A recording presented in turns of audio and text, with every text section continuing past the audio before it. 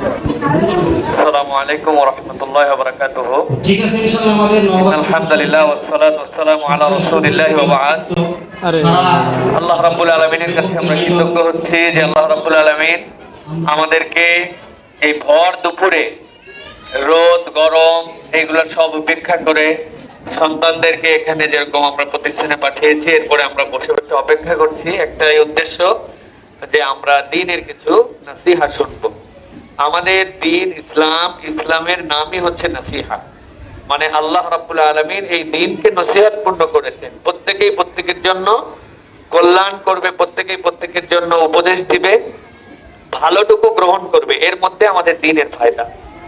আর আপনারা বিশেষ করে যারা এখানে মায়েরা আসছেন, আপনাদের প্রতি অনেক বড় আল্লাহর ইহসান যে আমরা আমাদের সন্তানকে আল্লাহ রাব্বুল আলামিনের দ্বীনকে পালন করতে পারে এইরকম